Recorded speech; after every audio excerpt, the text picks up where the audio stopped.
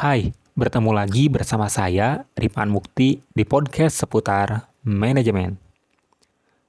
Kali ini kita akan membahas tentang penganggaran atau budgeting untuk manajemen strategik atau strategic management dan pengendalian keuangan atau financial control.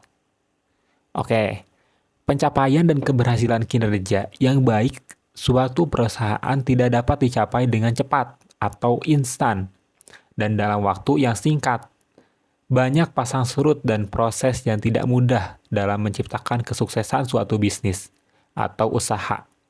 Beberapa contoh perusahaan-perusahaan yang telah mengalami pasang surut dalam menjalankan bisnis dan usaha.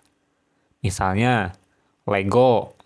Perusahaan mainan anak tersebut pernah mengalami kesulitan keuangan di tahun 2000 yang disebabkan perusahaan tersebut gagal bersaing dan lemahnya inovasi sehingga produknya kurang diminati. Namun, Lego kembali bangkit di tahun 2004, di mana Lego melakukan inovasi dengan menggandeng perusahaan entertainment yang kemudian meluncurkan produk video games dan film Lego. Kondisi lainnya adalah pada saat ini, di mana seluruh dunia menghadapi kondisi VUCA, di mana banyaknya dinamika eksternal seperti revolusi industri 4.0, pandemi COVID-19, dan terjadi konflik dunia seperti peperangan Rusia dan Ukraina yang berdampak pada ketidakpastian keberlangsungnya proses bisnis suatu perusahaan. Nah, maka dari itu, salah satu aspek penting dalam menjaga keberlangsungan usaha adalah adanya proses tata kelola yang meliputi penganggaran atau budgeting, manajemen strategi, dan pengendalian. Itu menurut Brigman. Nah, menurut trader, untuk mengawali sebuah perencanaan, maka diperlukan proses anggaran, sehingga anggaran merupakan bagian dalam perencanaan keuangan. Adapun anggaran yang diperlukan dalam perencanaan keuangan adalah pertama, anggaran penjualan atau anggaran pendapatan yang bertujuan untuk mengidentifikasi produk atau layanan apa saja yang direncanakan untuk dijual dalam jumlah berapa harganya dan kepada siapa akan dijual. Kedua, anggaran produksi. Ini jika perusahaannya perusahaan manufaktur sih. Anggaran produksi bertujuan untuk menentukan tingkat atau produksi atau layanan yang akan diproduksi atau dihasilkan dengan mempertimbangkan jumlah persediaan yang dimiliki. Ketiga, anggaran operasional. Anggaran operasional bertujuan untuk menentukan biaya yang harus dikeluarkan untuk memenuhi persyaratan produksi. Keempat, anggaran biaya penjualan umum dan administrasi. Adapun biaya penjualan umum dan administrasi meliputi biaya pemasaran dan administrasi seperti pemasaran ataupun penjualan. Biaya terkait akuntansi, biaya terkait personalia, biaya terkait hukum, biaya terkait sistem informasi, manajemen, biaya terkait eksekutif atau direksi, dan sebagainya. Yang kelima, ada anggaran modal.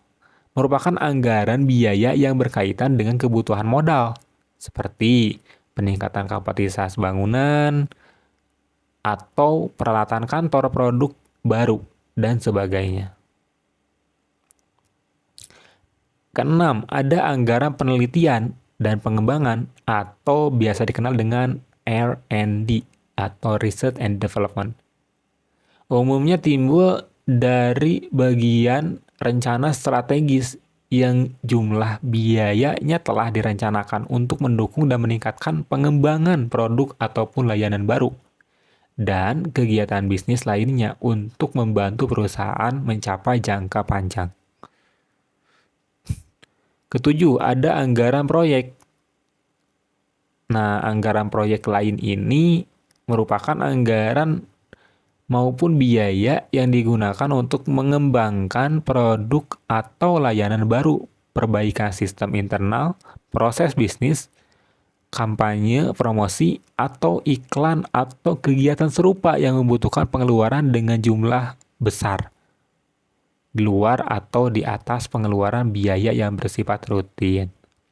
Yang kedelapan, ada anggaran kas, merupakan anggaran atau kondisi kelayakan keuangan yang dimiliki perusahaan ini untuk memenuhi rencana dan strategi perusahaan. Oke, tadi ngomong-ngomong soal penganggaran. Sekarang lanjut nih ke strategi manajemen and financial controlling. Nah, sebenarnya nih, manajemen strategi dan penganggaran adalah kegiatan yang berbeda, tetapi saling berkaitan. Namun, apabila kedua aktivitas tersebut diimplementasikan secara bersamaan, maka dapat berdampak meningkatkan kinerja dan daya saing dari perusahaan. Adapun pengertian dari kedua aktivitas tersebut yaitu penganggaran adalah proses mengalokasikan sumber daya keuangan untuk perusahaan atau organisasi yang selanjutnya diturunkan ke seluruh unit kerja maupun fungsi-fungsi, baik berupa kegiatan bisnis maupun investasi. Sedangkan strategi adalah proses pengambilan keputusan yang mengatur kegiatan bisnis dan investasi perusahaan maupun organisasi yang telah ditargetkan pada hasil tertentu. Nah, kalau peran manajemen strategi dan penganggaran itu keduanya memiliki perbedaan. Manajemen strategi dirancang untuk menetapkan tindakan perusahaan mengidentifikasi strategi yang akan digunakan untuk bersaing di pasar, dan bagaimana mengatur serta mengukur kegiatan internalnya. Penganggaran di sisi lain digunakan untuk mengalokasikan sumber daya keuangan perusahaan yang tersedia secara efisien dan untuk memantau kinerja manajer dan juga karyawan. Nah, keputusan strategi itu dibagi ke dalam 3 jenis, yaitu pertama, keputusan untuk mempertahankan dan meningkatkan aktivitas bisnis yang berkelanjutan. Kedua, keputusan mengevaluasi peluang perubahan yang bertahap namun substansional. Dan yang ketiga, keputusan mempertimbangkan investasi pada kegiatan bisnis baru. Nah, oke. Mungkin itu aja sih untuk podcast kali ini. See you next time.